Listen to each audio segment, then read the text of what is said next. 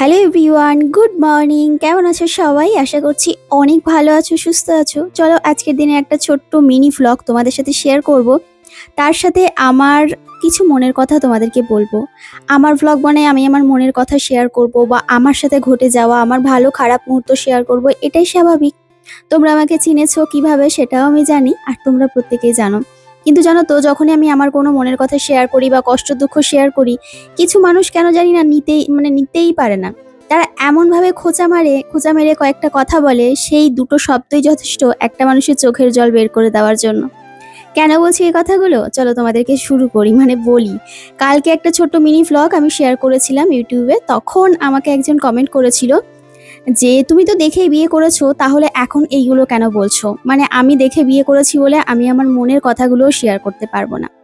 তো তাকে আমি বলি, প্রথমত কালকের ভ্লগটা আশা করছি তুমি ঠিকঠাকভাবে দেখোনি। যদি দেখতে তাহলে এই কথাটা বলতে না। তাই বলবো ভ্লগটা আর একবার গিয়ে দেখে আসো। আমি ওখানে প্রত্যেকটা মানুষের, প্রত্যেকটা মেয়ে ছেলে সবাই, প্রত্যেকটা মানুষের স্ট্রাগলের কথা বলেছিলাম আমরা কিন্তু পৃথিবীতে কেউ সুখী নই। আমরা দেখে বলি যে ও সুখী, ওর মতো জীবন পেলে ভালো হতো, বা ও সুখী।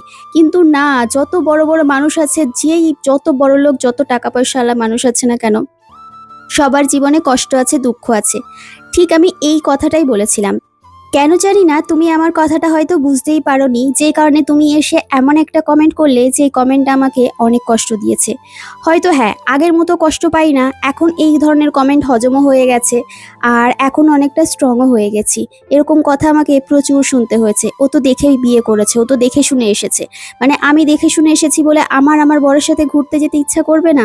না তার সাথে একটু ভালো খারাপ মুহূর্ত শেয়ার করতে বা ভালো খারাপ মুহূর্ত কাটাতে ইচ্ছা করবে না? আমার ভীষণ ইচ্ছা করে ওকে নিয়ে ঘুরতে যেতে, ওকে নিয়ে কোথাও যেতে, ওকে সেই ভালো মুহূর্তগুলো ওর চোখ দিয়ে যেন ও দেখতে পারে, শুধু নিজের জন্য নয়, ও যাতে দেখতে পারে। আমি তো চাইলেই যেতে পারি, বেরোতে পারি, বা কোনো না কোনো রকমভাবে ঠিক হয়েই যায়, কিন্তু সেই মানুষটা তো বেরোতে পারে না বা কোথাও ঘুরতে যেতে পারে না। যে কারণে এই কথাগুলো তোমাদের সাথে শেয়ার করেছিলাম যে আমি চাই সব সুখ ও পাক, আমার থেকেও বেশি।